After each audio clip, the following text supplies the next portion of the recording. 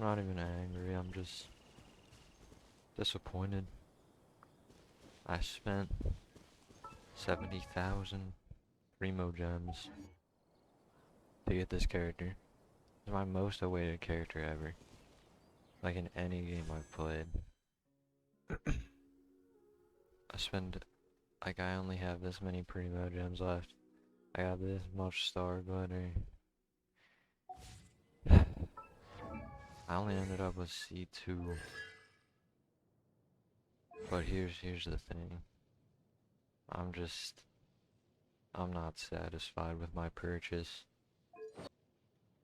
Yae Miko just is a character that fundamentally does not work in the game that MiHoYo has been building, or HoYoverse, whatever.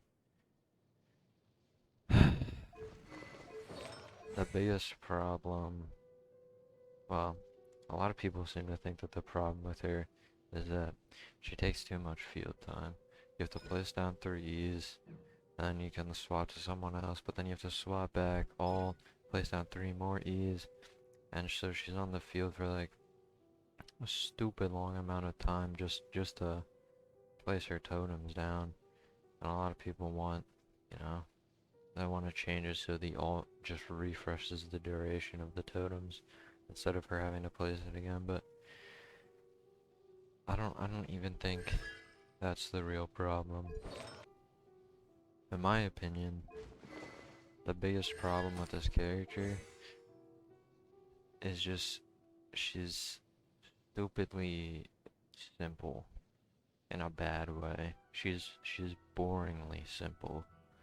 Like her E applies electro damage, right? That's it. That's it. Like, they do more damage when they're close together, but it just means that they do more damage, right? Her normal attack doesn't do anything besides electro damage. So her alt, applies electro damage. Great. Crazy, bro. And then you have her first talent, which just doesn't really do anything. It just lets you keep your totems up, which just apply electro damage. And then her second ascension talent, completely just not good. This is an amount that is so small that when you have 200, when you have, let's say, 200 elemental mastery, let's say you're using Sucrose and she gives you 200 EM, that's a 30% damage increase, but the problem is it's only for your E skill. So like, yeah, you go from, I don't know, 10,000 damage to 13,000 damage per hit. But guess what? All it is just a little more electro damage. Her constellations. You know, maybe you're thinking her constellations, switch it up a little bit, do something crazy. Nope. This is like the biggest one. And it just fixes her alt a little bit, her alt cost. Because it's basically one burst of electro damage, but it has 90 energy cost. Why? A 22-second cooldown, I can't understand why. Her C1 fixes that a little bit, but not really. Her C2, great, just allows her totems to apply more electro damage. Crazy. Okay, C3, you know, whatever. C4. This is like her only other thing that's actually somewhat interesting, because it allows her to work with her team a little bit better. But even then, it's really only for mono electro teams, if we're gonna be honest. C5, whatever, and then C6, great, allows her to do even more electro damage. If you don't see the problem yet, uh, it's just electro damage. There's nothing. There's nothing here. There's no soul to this character. They were just like, let's make her do electro damage. That's it. And then we'll give her a freaking 90 cost burst with a 22-second. Why, dude? Xingqiu a 4-star. Constant hydro damage, but he also can protect his teammates' damage reduction and heal them after this ends. Diona, shields, heals at C6, increase elemental mastery by 200. Like, and then you take a look at like Mona, another catalyst character. You would figure, oh, maybe she's gotta be like Yae Miko, right? Just a bunch of hydro application and that's it. No. Her first talent, is a taunt. Pretty crazy. But it's basically just already more interesting, more utility than Yae Miko has. Just in one skill. Not to mention she's hydro, so she works with vaporize. Even though her normal attack scaling isn't crazy, she works with vaporize, so it doesn't matter. Yae Miko, they made her normal attack scaling horrible. So I can't use her as a main DPS, so I'm stuck using her as a sub DPS where the only thing she does is electro damage. And right now, Electro is in such a god-awful spot that electro damage really doesn't matter that much. If she did pyro damage, this story would be completely different. If she did hydro damage, completely different. But it's just not good enough. Now back to Mona, like, this character has a taunt, plus a special, unique sprint skill, which applies wet to enemies. Plus, her ult is literally like a delayed nuke that has like damage bonus on people that you hit afterwards, like, and then her talents, like, cool, she can drop a taunt every 2 seconds while she's sprinting. That's interesting. And then hydro damage bonus for 20% of her energy recharge. Like, so then you can build energy recharge and get her ult back faster. But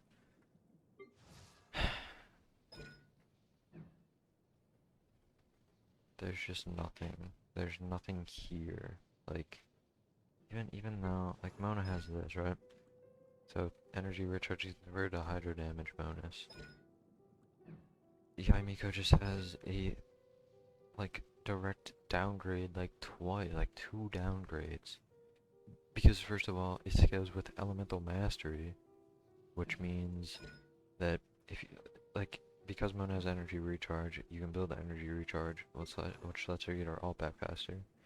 But Yae Miko, elemental mastery doesn't do anything except make her work better in superconduct teams or overloaded teams. Who's using overloaded teams, bro? Who?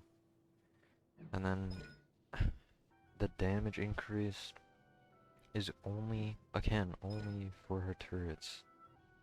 I honestly believe the theory that she was supposed to use the full Shiminawa set, and then they changed her character. I mean, look, like, this set just matches her completely, dude. Like, her colors and everything, but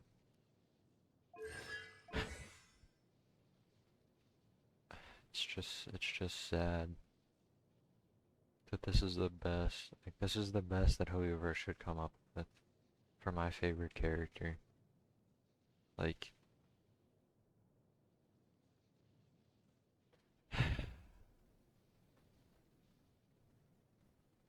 there's not a single other character in this game who is this simple. And the problem is she's a 5-star. She is a 5-star. And yet she is the simplest character to date. Simple doesn't always mean bad, but in this case it definitely does. I would say Xiangling is the closest example to her, but the problem is that Xiangling is Pyro, meaning she works with Vaporize, which already makes her 10 times better than any Electro character. Plus, her ult lasts 10 seconds or 14 seconds with C4, which is just constant Pyro application for 14 seconds is insane. And like it doesn't matter that her turrets last 14 seconds as well. When it's just electro damage, it's not good enough. Not to mention you have this kind of interesting thing where Guoba drops a 10% attack increase. Her Constellation Alt 2 also like changes things up a little bit.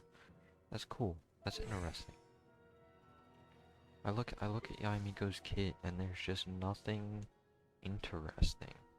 The most interesting thing about her is that her turrets actually like have to be connected. But so what? Like there's only the triangle formation. That's the only way they work. And it's like what are they doing, bro? Like how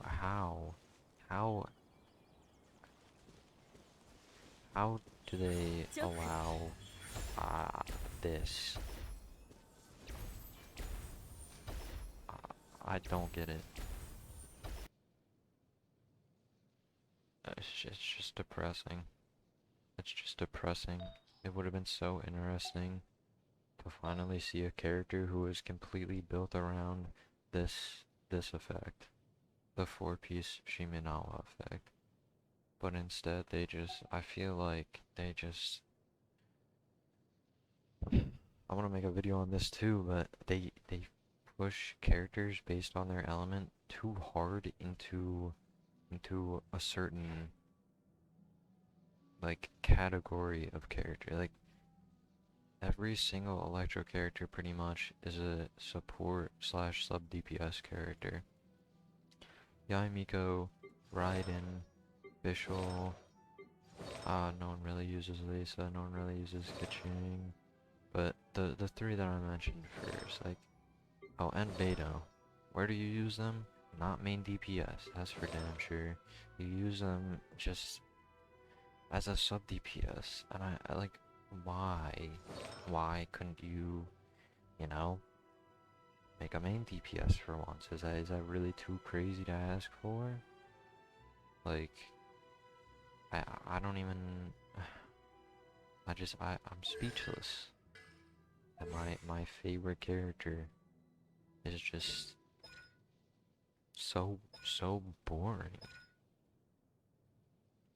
There's no synergy, there's no utility, there's just electro damage that freaking targets this. I'm just gonna pray that Hoyoverse learns how to buff characters in the future besides Zhongli.